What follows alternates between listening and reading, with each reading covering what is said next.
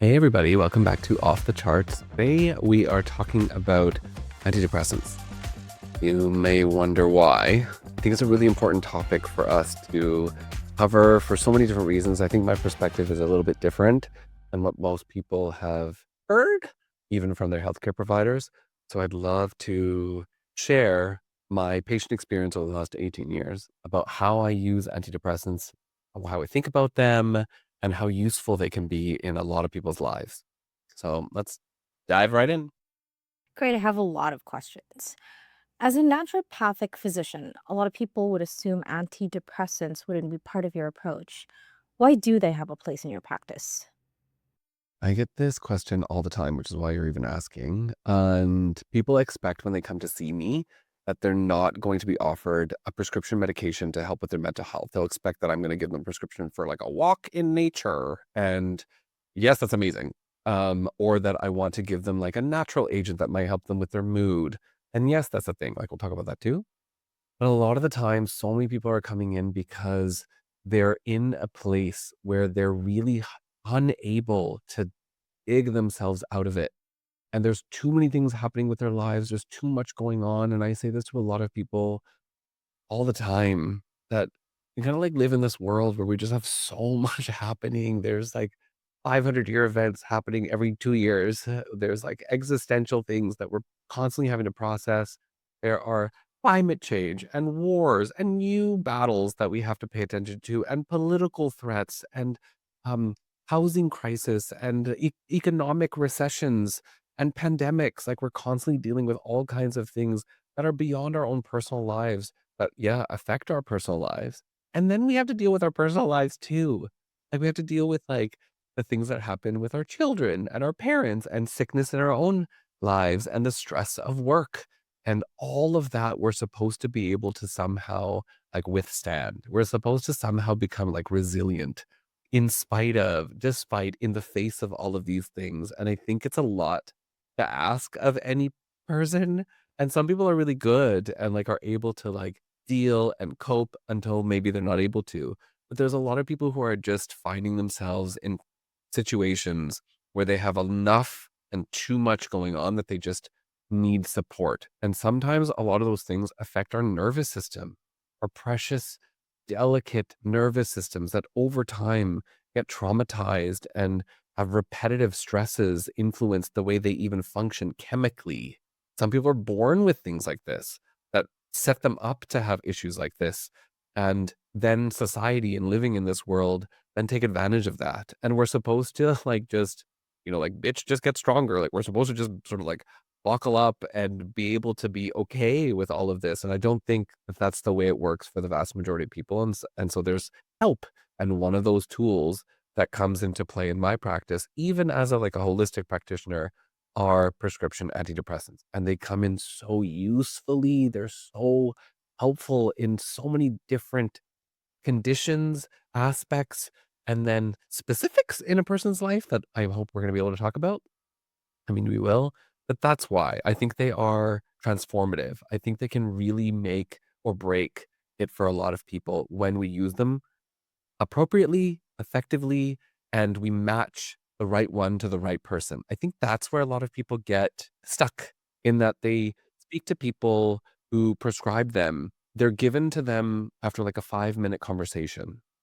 And I think that there's like an issue there where we're not necessarily getting to know the person well enough to understand what version of a person is coming up and showing up in front of us for us to be able to effectively decide what does this person actually need, both lifestyle wise, personally, through like therapy, setting them up with the right counselor, because even that is very important. Setting somebody up with the right counselor is also really unique. And like there's not going to be an assurance that you meet with the right counselor and then that person is going to be the right person for you right away. And like a lot of this process involves time. And in order for us to speak to a person and get to know them, we need time to make the right decision for what they're going to take. So that's also involved. And I think a lot of people are turned off because they're just thrown pills Hmm. because it's like, hey, you feel like that? Here. Like Right. it's not necessarily the right way to do it. And I think nobody's better than a psychiatrist who spends time or a holistic physician who spends time getting to know the person to decide the right agent to use with them. And I think that's where we shine. Amazing. But how do you decide when lifestyle changes alone are realistic versus when someone needs medication to even get to a place where those changes are possible? We have this Mhm. conversation and I say, listen, you're coming to see me. Are you in a place where you feel like you could use some help to get you to a place to do the lifestyle things that might help? If I make, because this is one of the problems with depression and is one of the problems with anxiety. Depression itself makes you not want to take the thing that helps with your depression because you're depressed. Anxiety makes you not want to take the thing that helps with your anxiety because you're anxious. Mhm. So you get afraid of things. You're like nervous. You're worried. You're worried about side effects that you read about. You're worried about that person you know that had a negative experience on that thing, and you don't want to be that person. And you have the problem that is most likely to prevent you from taking the solution to that problem, or at least a helping agent. So I set that up like that with a lot of people where I'm like, listen, you're coming to see me, you suffer from depression, or we figure that out together. You suffer from anxiety, we figure that out together. And then I say, one of the things that's going to happen here is that your condition is going to want you to not take the thing to help your condition. Know that that's part of this. So Mhm. once we discuss that and try to massage away those fears, a lot of people kind of like not surrender, but feel safe now, Mhm. knowing that maybe the fears that they have or the pessimism they have is their condition talking. And that if we are able to identify that, that liberates them to be able to then feel, oh, okay, yeah, actually, you're right. Why would I let this condition be in the driver's seat of my decisions? Why would I let that make the choice for me? I want to make the choice. I don't want this disease to make the choice. We're not supposed to go to bed angry with our partner. Mhm. Same thing here. We're not supposed to make decisions when we're upset. We're not supposed to make these kinds of decisions that affect the rest of our lives when we're super sad. We're not supposed to make these decisions that affect every aspect of our lives daily and then 10 years from now when we are really fearful. Why are we making decisions in those kinds of states? So we need somebody to help us understand. Put that aside for a second and let's see a little clearer. Without that, at least you're aware of that so that you can make a better decision to then decide, I actually do want to take something now because maybe that is then going to help me make better decisions of my eating habits. Maybe it'll help me make better decisions for me going and getting activity or moving. Maybe it'll help me make better decisions so they're not showing up negatively in my loved ones' lives.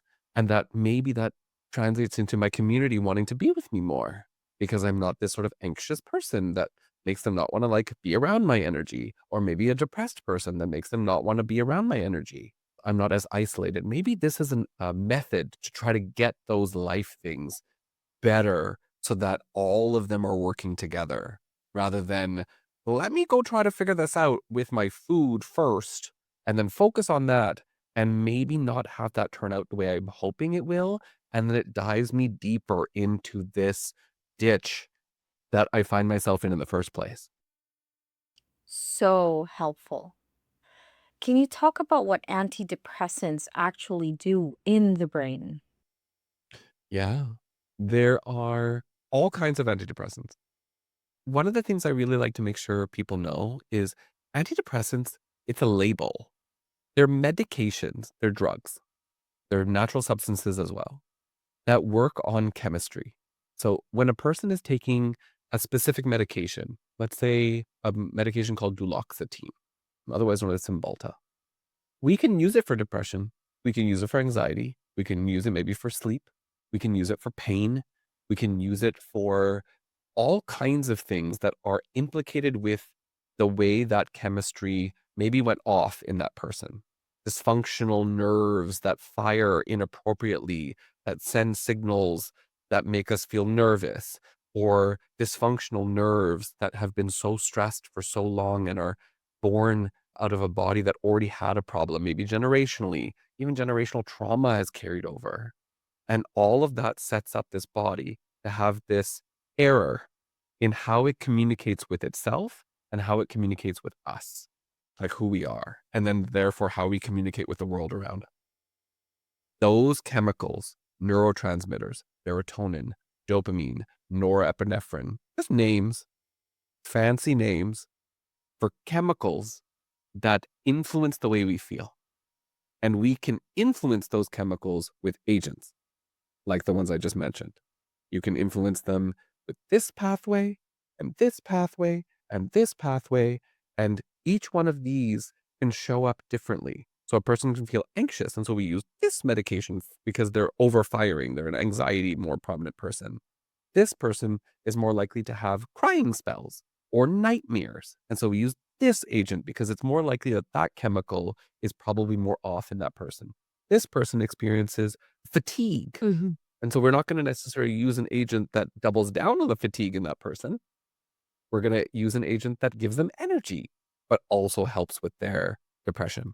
But each chemical operates. Do we have it down to an exact science? No. Because if that was the case, then we'd be able to literally be like, that person gets exactly this person gets exactly Hmm. this person gets exactly this, and then everybody would be cured and nobody would have any issue with like going from one to the other to the other. It's really a soup. It is really a complicated soup. And we are just trying to figure out if you can influence some of the ingredients with that soup. I feel like Salt Bay, like antidepressant Bay. Uh, if we could do that with medications to actually make it so that it's just the soup is a little bit clearer, less murky. A lot of people worry about weight gain. How does what antidepressants do in the brain connect to changes in appetite, metabolism, or weight? That is easily one of the most common questions I get asked. If a person comes in, they go, "Great, Bobby, like you really explained these medications well. I'm liberated, like you said, and I want to take them, but I'm really actually afraid, not because of my anxiety, but because of the real likelihood of me gaining weight."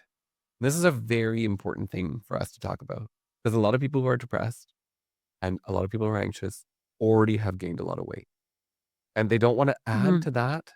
We don't wanna, like, oh, create another physical problem or a self-esteem issue or an issue with, like, now I'm gonna give them an agent that makes them gain even more weight, that puts more pressure on their knees, and then they can't do the activity they need to feel better in all of these ways, both mentally and physically. We're not gonna sabotage this person. A lot of people are unaware when they come to see me that one, that antidepressants, certain ones cause weight gain. A lot of people are unaware that the one they're on causes weight gain. They're like, what? Nobody told me that. What are you talking about? And that a lot of people will find that within the first 6 months ish, there's a slow and steady 5, 10 pounds. And they're like, how did I get here? How am I 10 pounds heavier by the 6 month or maybe a year mark? It's because antidepressants work, specifically SSRI, serotonin specific antidepressants, work in a way that makes you want to eat more. It makes you want to crave things more. It actually encourages you to feed, but then it also sometimes because it's like flattening you because it's trying to make you feel more neutral rather than super high or super low. That neutrality of serotonin can sometimes make it so that a person actually feels neutral enough in a way that their metabolism also neutralizes. So it's not just making you eat more, it's also making your metabolic rate go slower. And a lot of people don't respect that enough, that there's a lot of evidence to suggest that this is a person could be like, I am definitely not eating more. I am definitely exercising still, and yet I'm still gaining weight on this thing. How is that possible? It could blunt your metabolism. If a person has a really significant concern around, I don't want to gain weight, that's going to be really disastrous for me. Then we choose an agent that doesn't do that. And there are some that don't do that. Or if we have no other option because it's the only thing that works for them, and they're like, I really, really remember that it worked well for me, like Cipralex worked well for me, or Axel worked well for me. I want to do that again, but it made me gain weight. Then we'll say, well, why don't we give you another agent to help you not gain the weight at the same time that you're taking this antidepressant so that you at least don't have to worry about that. And then we use GLPs or we use other medications to help blunt that in these people. But that obviously involves a good conversation about what that means to be taking both of those things, one for your mental health and one for preventing the side effects, and then not making a person feel like they're just taking an entire kitchen worth of medications. But that also is possible, but it is absolutely one of the most crucial conversations because people will not want to go on antidepressants because of the weight gain. And we don't speak about it enough that it does do that. They absolutely do, especially the SSRI class. And do different antidepressants tend to be tolerated differently, especially in those first few weeks when people are most nervous about side effects? Tolerated is an interesting word because a lot of antidepressants, when you first take them, and this is the other thing that a lot of people get really nervous about, that they'll be like, I don't want to have a lot of the side effects show up where I'm dizzy or nauseous or lightheaded, or I feel like emotionally unstable, or I feel more anxious, or I'm suffering from sleep issues as a result of it, because they do that too. SSRI medications can disrupt your sleep. They can make your sleep quality, the architecture of your sleep not be as good. And so a lot of people will be like, but I already have that as a problem and I don't want to make that worse. It's a lot of the times it's an adjustment period. So you become tolerant to most of them in the sense that once it's in your body, it has to enmesh in your brain. It has to enmesh in your nervous system. It has to get sort of adapted. And sometimes that means you take a week, 2 weeks, maybe a month in order for like the disease, the like nausea to go away. And you do then become tolerant to the side effects because you gave it some time to like become woven into the fabric of your being. These are complicated things, right? A lot of these things are complicated that way, and that you have to allow for that time. And if a person has a lot going on and they're like, I don't want to feel sick that way.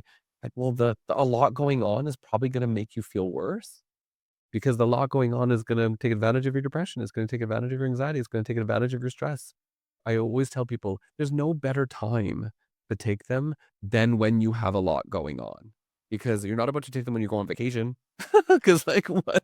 You need to take them when you're in need of them, and allow yourself some of that grace to feel a little bit of the disturbance that can happen when you first start taking them. There are things that you can do to manage that for sure. You can absolutely get on a plan where you're experiencing nausea, take some ginger. So maybe some ginger will help you with the nausea on the first few days. You're feeling a little dizzy, make sure you're hydrated so that your blood pressure isn't dropping and that you're taking extra solutes or electrolytes to manage some of that. So you can absolutely minimize the impact of that.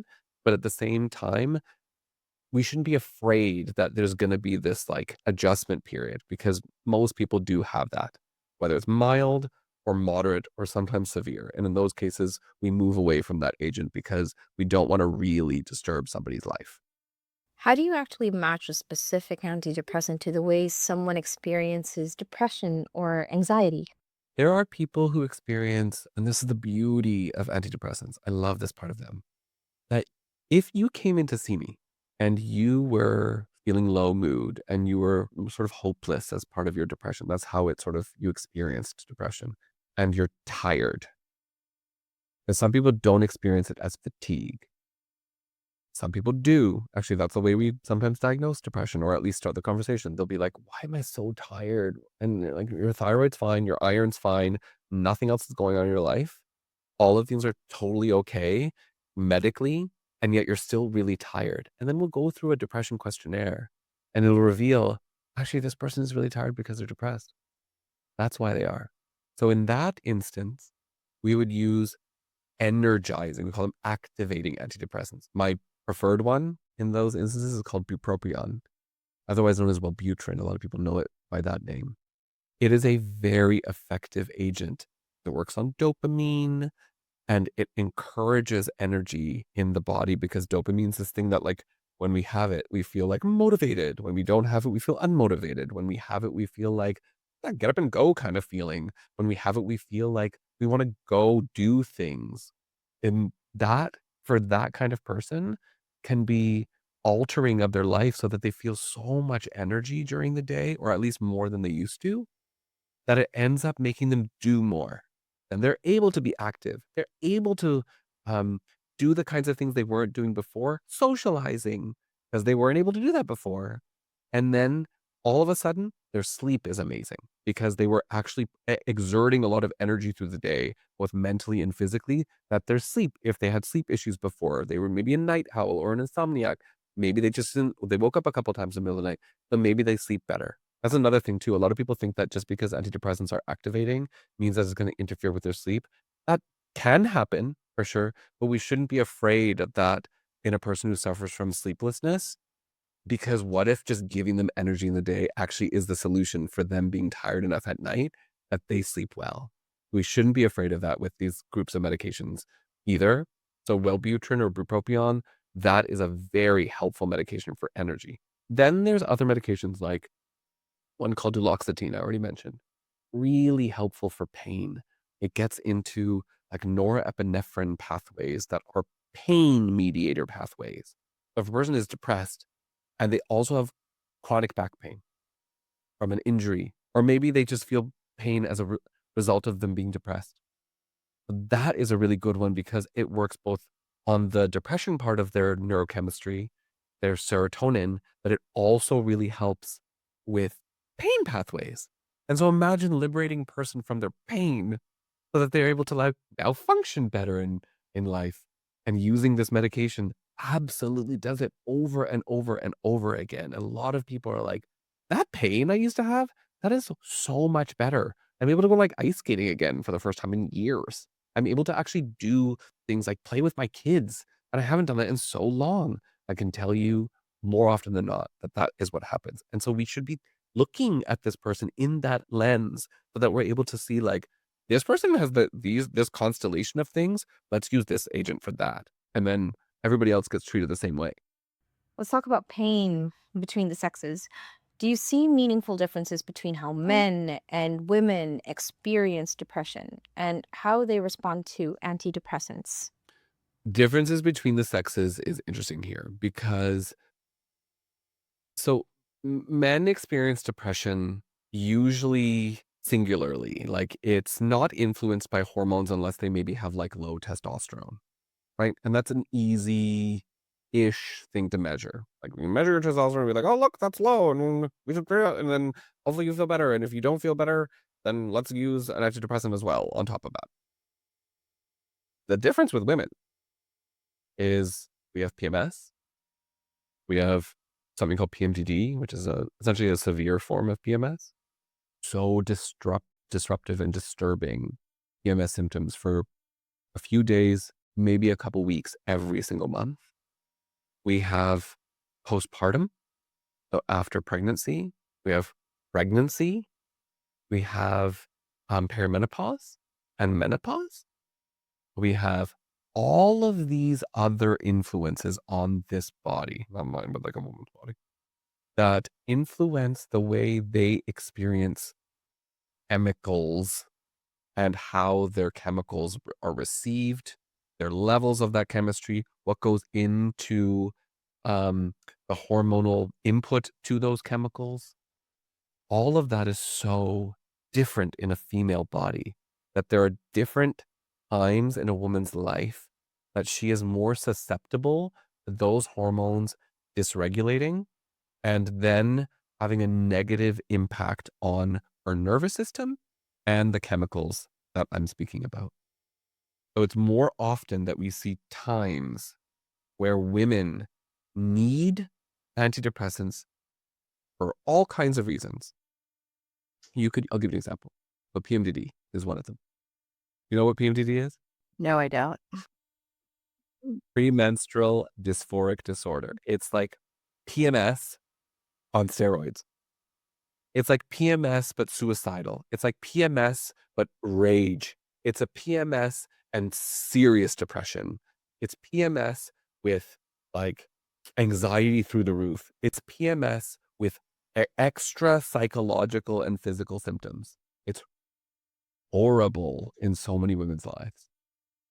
And we know that it is both a psychiatric issue in that psychiatric medications like antidepressants work and can work very well.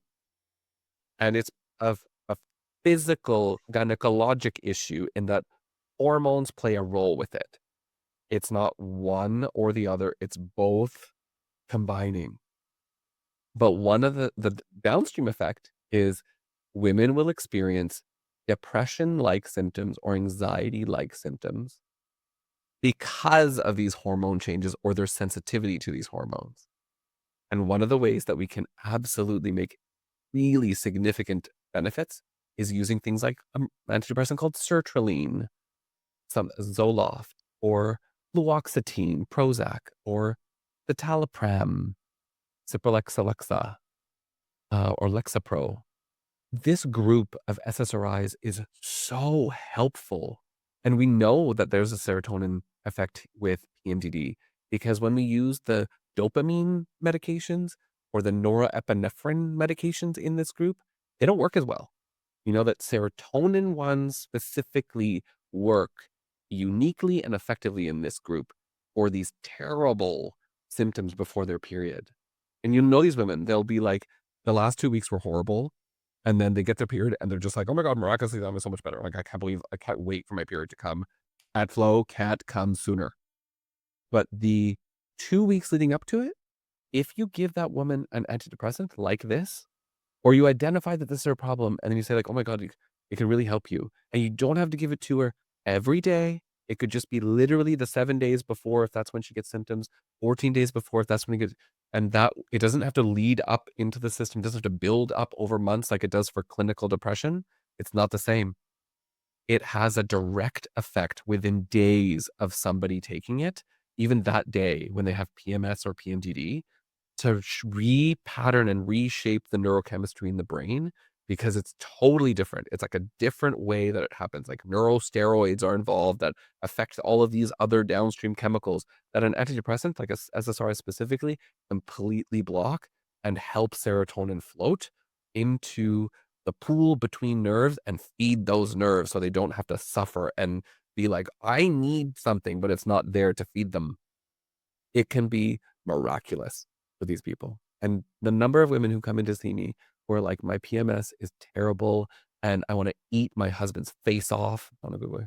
And that they're just like, my relationship is coming to an end because of this. I've been given ultimatums about this. I've been told like this can't happen anymore. And I also don't want it to happen. What is there as an option for me?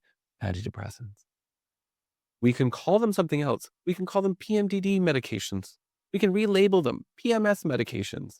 If it makes people more comfortable, if it makes people more like open to taking them, because antidepressants, the label has such a bad, it's such a bad thing. Like we think like, I don't want to go on antidepressants. Like, why do you want to put me on antidepressants? Like, that's off the table. And it's like, well, it's only because like it's like that because we've attached these really negative connotations to them. Like big pharma wants us to all be taking it. We're the only reason we're taking so many every year and prescriptions keep rising is because big pharma is influencing. It's like maybe life is stressful. Maybe a lot of people are just really stressed and it's gotten to them. Maybe that's true as well. Zooming out a bit, how do antidepressants fit into hormonal transitions like PMS, postpartum, or perimenopause, even though they're not hormone treatments? How can antidepressants help with hormones in general? Antidepressants, they don't help with hormones per se. They help with the way hormones can fuck shit up. So, like, if you are going through a symptom as a result of your hormones changing, let's say you have a baby. After you have a baby, you find yourself feeling alone, and you're like, "I am taking care of this child, and the sense of overwhelm is just too much. I just had the baby. I had surgery because I had a C-section, and now I'm recovering from that. And I'm not getting parental leave that long. And my partner, if you have one, isn't offered it also that long. So all of these stresses, on top of the fact that your hormones just took a nosedive out of a plane and have completely crashed after your pregnancy. You had tons and tons and tons and tons and tons, and then you have a baby, and now they're all gone because You're like not supposed to be ovulating so that you're able to breastfeed if that's your choice. So your body's allowing for that to happen. But all the hormones have completely shifted. There are cultures in the world that are like, lady, take a month off, take 100 days off. You're doing nothing. We're going to do everything for you. But like in our world here, that is highly unrealistic. And I think it's becoming less of a norm. So a lot of women find themselves in this hormonally affected time and they feel depressed, not themselves, and they think thoughts they don't want to think about their babies, about their situation, about themselves. And in those women, when we screen for them in their pregnancy, did you have depression before? Are you depressed in your pregnancy? Are you going to be alone afterwards? Are you going to feel like you're alone? That's why we should check in with pregnant women and then new moms within weeks of them having this baby, because who knows what their situation is and how it's ever changing. Antidepressants in this population for postpartum depression can save their lives. It can literally make them no longer think the thoughts that they're thinking that they didn't want to in the first place. So hormones don't essentially, or we're not treating the hormones, we're treating the thing that the hormones allowed to happen on top of life circumstances that took actual advantage of it. Clinically, how do you distinguish between hormone driven mood symptoms and depression? And does that distinction always matter when choosing treatment? When we ask patients whether or not there are specific things that they're experiencing that qualify, usually they're questionnaires we use for depression, like hopelessness, lack of joy, lack of energy, changes with your sleep, changes with your eating habits, your relationships.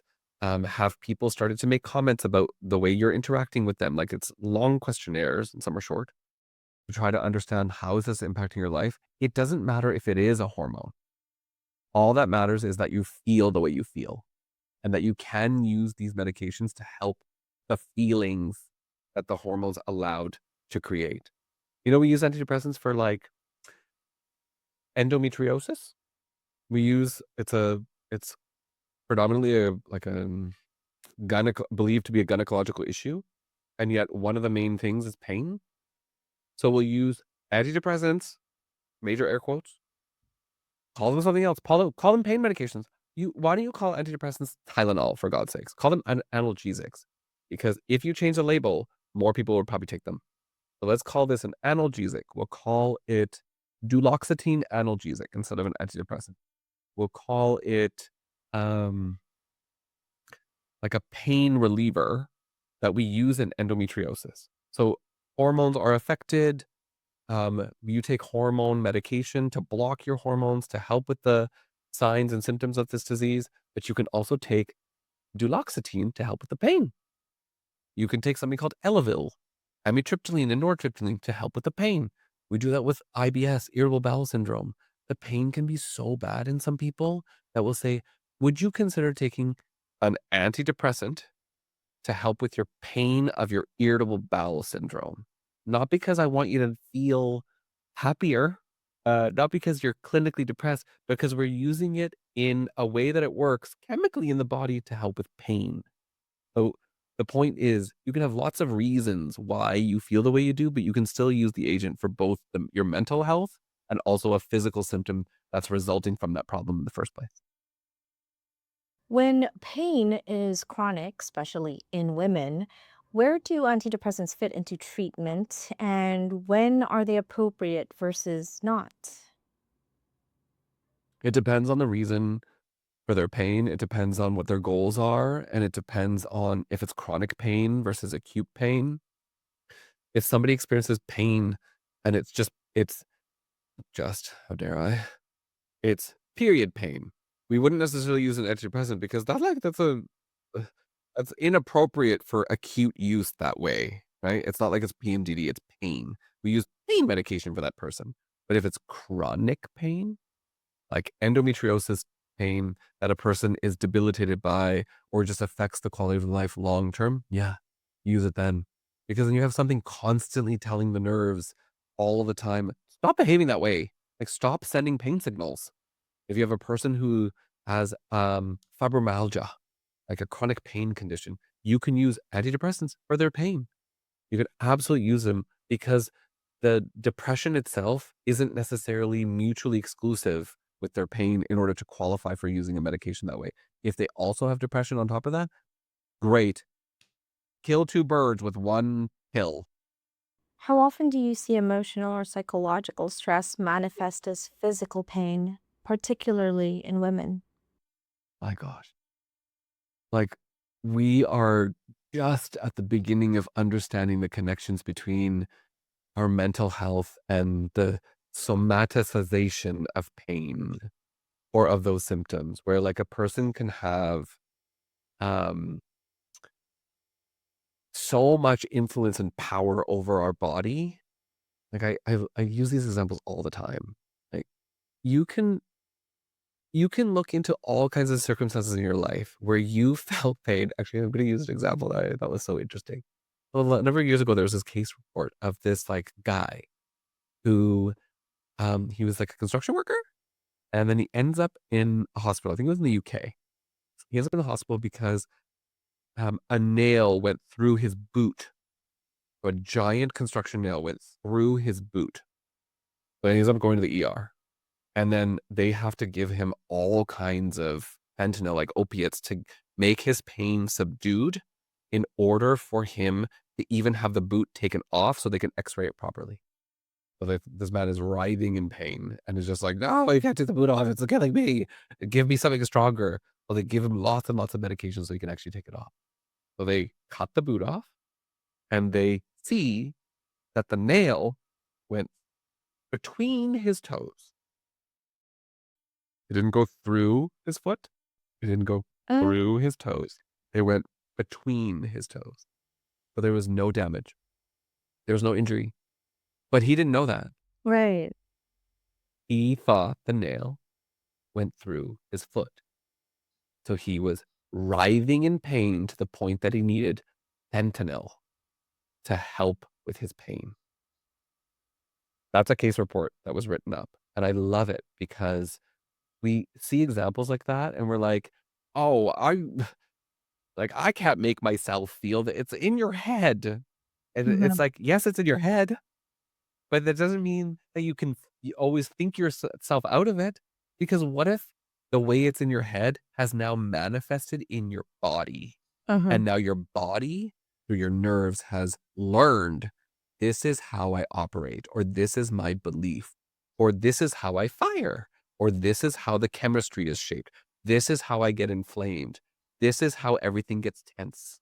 Like migraines. You can get migraine. Migraine is pain. Migraine is pain. You can get migraines from stress, from tension, from looking at a computer screen too long. We can influence our bodies in all kinds of ways. And my point is, we have so many reasons to be influenced because we live such busy, full, stressful, full lives where so much is happening to us. But of course, it's easier for us to have a threshold that's like lower for what's going to affect us. Like we're all meant to sort of be building our threshold up to block all of this stuff. But there's so much to block. There's so much to block that it's hard for that threshold to rise, right? Mhm. Because we're filling our cup all the time, but maybe there's not enough to fill because maybe like finances are an issue. Maybe you're not able to see a counselor weekly for 12 straight weeks to get CBT, cognitive behavioral therapy, to help you. Maybe you can afford it, but maybe a pill for you can help you in that time because for you, it matches where you're at for pain, for your mental health, for the way your mental health affects your body all the time. But we shouldn't get it twisted that just because there is an effect of our mind, our psychology's ability to affect the way we feel, that the answer is in the mind. The answer is also in the body because that's where it's showing up. Can people become dependent on antidepressants? Dependent is an interesting word because, like, we use the word dependent to kind of suggest that somebody is going to not be able to come off of that thing without suffering and going through withdrawal. And that is usually not true for antidepressants. They don't like becomes so addictive in the brain that you need it to survive, or at least your nervous system's belief is, I need that to survive, like opiates. It doesn't work that way. Antidepressants can cause what's called discontinuation, meaning you can stop one cold turkey or too fast. And this is a lot of patients asking me, like, I don't want to be on it because I'm going to be on it forever. And I'm not going to be able to get off because, like, my aunt can't come off of hers. And it's like, yeah, that happens. If we use an antidepressant that comes out of the blood really fast, like its half life, Mm. the amount of time it takes for half of it to be gone is really short, like half a day, then by the next dose, it's almost gone already. So if you miss that dose, you're going to start getting symptoms of that. We call that discontinuation, not dependence, discontinuation. And we use the word finish, like fluish, insomnia, nausea, irritability and agitation, sensory disturbances. We call them the zaps, like you get lightning bolts in your brain and your body, and hyperarousal, like lights bother you and like noises bother you, and you're just like, this is the worst. That's real. That's not dependence. That's just coming off of something or having something come out of your system too fast, and your body is going through like a temporary like loss of that thing. It's like I'm it was so enmeshed and now it's being ripped away from me. That's very different. So we should really coach these people when you're ready to come off. I have a couple rules. If when you're ready to come off, let's say your season of stress that affected you situationally, that you want to see whether or not you don't need your antidepressant anymore, you want to come off. I have a couple rules. Rule number one, if you live in a place that's kind of gloomy and dark and rainy, like I live in Vancouver, rule number one is, can you wait to come off until it's sunnier? And can you wait to come off until maybe it's spring or summer? Because if you start to come off of it in a gloomy season, how are we going to know the difference between you in gloomy season versus Mhm. you feeling your best self in spring and summer? Like, encourage people, like, unless you're in some kind of urgent situation where you need to come off of it because you have a side effect that you just really don't like, then can we wait to just see? Because I don't want to set you up for failure in this, right? Because a lot of people get seasonal affective disorder. They feel sad, because of sad. Mm. And I don't want to conflate the two. The second is, if we chose an antidepressant that has a very short half-life, you better believe that when you are ready, like Paxil is one of them, Effexor is another one, venlafaxine, these ones come out of your blood so fast that if you miss your next dose, you are fucked. And you need to be on top of it. And that bothers a lot of people. But if it's one of those, then we need to make sure your weaning is long. So we have a couple rules that way. The longer you've been taking an antidepressant, so it's usually more than a year, that's considered long. The lower the half-life or the shorter the half-life, the quicker it comes out of your body.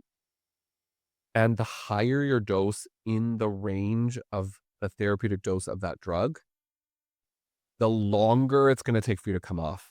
And we have rules, like you're going to take 25% every 1 to 2 weeks, less than you did before. But some people are so sensitive, they can't do that. So we'll be like, okay, get the pharmacist to make you a smaller version of that, or give you smaller versions of that so you can come off 10% at a time. So it's like 90% this week, and then 10% less the following week, and 10% less the following week, or even every 2 weeks. But make it so it's easier for you to not get this like discontinuation effect. So all of that matters. And some people will choose at the very beginning of the conversation, they'll be like, I don't want to be on any of those. I don't even want a chance to be on a medication that's going to give me any of that risk of not being able to come off of it. I'm going to feel like I'm in a trap. I'm going to be on this forever. And I don't want to be on it forever. I just want to be on it for the next year to help me through this time of my life, divorce, death, something. Then you'll say like, well, then let's not pick one of the ones that is going to be hard for you to come off of. Let's pick one of the ones that is easier for you to come off of. Wellbutrin, citalopram, those specific ones, Prozac, fluoxetine is otherwise known as. Let's pick those, because really there's no huge difference between efficacy of all of these different antidepressants. They're all roughly equal in their efficacy. And we don't have this one outperforms this one. It's Is this one going to be right for you, the way you experience anxiety and the way you experience depression? So if a person is on wanting to take something, they want energy and they want to be able to come off easier and they have anxiety, Wellbutrin. Let's use Wellbutrin for you. That's gonna be very for you. It's gonna be easier for you to come off of this thing. In fact, there's very little discontinuation of that. Or if you went on vacation and you forgot your prescription, you're gonna be like, I'm really forgetful. And at least you won't suffer so much from this discontinuation effect. So it's yes, these things are true, like discontinuation and like having side effects, but they don't have to be true for you if you have somebody working with you to make sure that we respect your values and what you want to have and get out of it and for how long you want to do that for. That makes it so much better. It makes it so much more like palatable for people. Like, don't worry, I'll take care of you. Like, I will walk you through this, both onboarding, the right one, and offboarding. Offboarding? At some point in the right, gentle, safest way. So, when someone is doing well, how do you think about whether or when it might be time to taper off antidepressants? I don't know. And I've had conversations with my colleagues about, should we be checking in yearly and asking them, time to come off?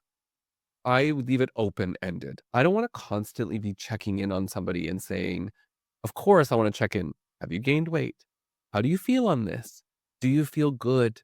Do you feel like there's leftover symptoms? Should we change the dosage? Should we add another agent in? Should we use something different because this was not working for you? Should we try different things? Should we use natural agents on top of it? I'll check in on those. But checking in on be like, it's time for you to stop. No. I don't wanna be the person to decide what's happening in your mind, your brain, your nervous system, and your life. I'll leave that to you. Am I gonna check in with you every 6 months if things are going really well? Even if they're going really well and be like, "No, I need to check in with you, just I wanna monitor you properly." Yes. That'll be your opportunity to tell me how things are going and whether or not you feel like, "I'm getting pregnant."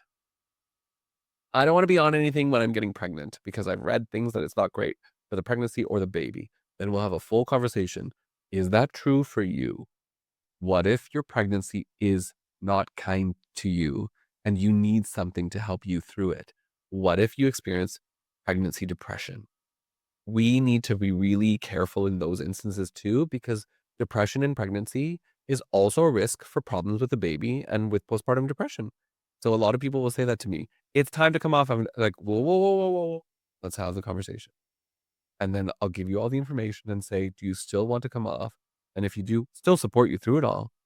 But I'm not going to be the one to be like, it's time for you to come off. You've been on it for a year. That's long enough. No. But should we just leave people on things indefinitely and not check in with them and just write scripts and be like, "Here you go. See you next year." Absolutely not. No. People's lives change. Yeah, absolutely. But do you see cases where antidepressants don't work? And what options exist when someone is treatment resistant? Yes. People will say, um, for genetic reasons, there's fancy genetic tests now that can tell you whether or not a specific they're kind of expensive. They're like $500, $600, at least where I am. But they can tell you whether or not your genetics have coded for something like an antidepressant to work for you or not work for you because of the way it's metabolized in your body. So to be like, this one's not metabolized very well, you shouldn't use it. So a lot of people will be like, I did that test or I want to do that test to pick the right agent for me. Are there people who don't have that as an option and they still have gone through a bunch of antidepressants? They've gone from one class, SSRIs, they tried 2 of them, then they moved on to a different class, and then that didn't work for them. They moved on to another class, they didn't like the side effects. Does that happen? Absolutely. Does that mean it's not worth trying even 1, 2, 3 because it can be, like, life-changing? No. Keep trying under the safety of the rules I've just described and under the safety of the conversation, keep having the conversation. Because what if you just needed the 4th one to be the one that worked for you? And a lot of people say that too. Are there people who are treatment resistant? That's a thing where we need different agents, not antidepressants. We need antipsychotic medications that we use for these people because for them, that's maybe what they needed. Do we need natural agents? Sometimes, like people, I also underestimate natural agents, what they can do. Saffron's one of my favorite things. Saffron, the spice, the actual spice. Like, we put in things, it's kind of expensive. It's not very expensive for supplements, depending on what you consider expensive. So saffron acts like an SSRI. It actually acts like Prozac in the brain, and it works really good for reducing inflammation in the body, inflammation in the brain, and it works really well at helping increase serotonin. So we can use that too. What if you were resistant to these other drugs, but you were resistant to the natural agent, or you could combine them? There's very little harm in doing that too. So there's all kinds of creative ways to use agents to help both with the benefit, the side effects, coming off of it. I love saffron for helping people come off of antidepressants when they're having a hard time coming off. Just use a little bit of this medicinal spice, but as a medicine, as a supplement, to help yourself not experience too much of the withdrawal effect or the discontinuation effect too. We can get really creative with helping people. It doesn't have to be like this rigid box that we have to work with. So yes, there's treatment resistance, and we use all kinds of interesting things with these unfortunate patients that didn't just get it right on the first or second try, but that shouldn't mean we should not try them in the first place. We should absolutely try. What can someone do to make antidepressants work better for them? When we're talking about using these medications, for some people, they are the be all and end all. They'll be like, you fixed everything. You literally fixed everything with this one pill. I am totally fine. And that is what a wonderful outcome to be like, a pill made me totally better. Is that true for everybody? No. Do people still need you to hold their hand and understand what they're going through in their life and the stresses that they go through?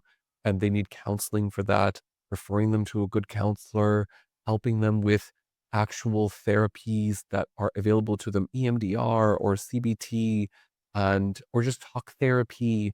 Are there things that we can encourage them to do, like group sessions, encourage them to speak to other people, because nothing is worse than isolating in your depression.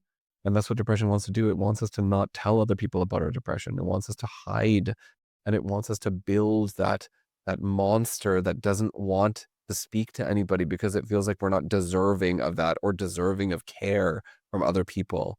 So we should always be trying to have these conversations to fill in the whole picture, so that it's not just about this one pill. But let me tell you, are there people who literally are just like, that one pill fixes everything? Yep. All right, so before we wrap up, and honestly, this has been such an amazing conversation, there's just one last thing I want to ask you. If there's one misconception you wish we could dismantle about antidepressants, what would it be? I just wish we didn't like put a scarlet letter on them as much as we do. You all the time in articles and on Instagram posts, and there's just a shame around them, and it's so bad that we think have this internal one. We already have shame around depression. We already have shame around anxiety. We already have like, buckle up, buttercup. That's what you should be doing. Like, get stronger, bitch. And it's like, wait, what if that's not the answer? What if that's not the answer? So we have shame about the problem. We have shame to even discuss it. And then we add shame on top of doing something about it. Then we have shame on top of doing something about it with a simple medication that might make or break the difference. That's my problem. I want to dismantle, I want to break, I want to completely collapse the shame around it and openly have conversations with people around this, so that we don't leave them hanging and feel like they're on their own. It doesn't have to be that way. And that's what I do with my practice all day long. Listen, there's something here that might make a big difference. You want to talk about it? We'll do another epi on this, or another couple epis on this, and talk all about it. So thanks for joining. Thank you so much for joining me today. I really had a great time, and I hope you did too. Please share this with a friend or a lot of friends, and leave me a review. It really helps promote this podcast. Thanks so much.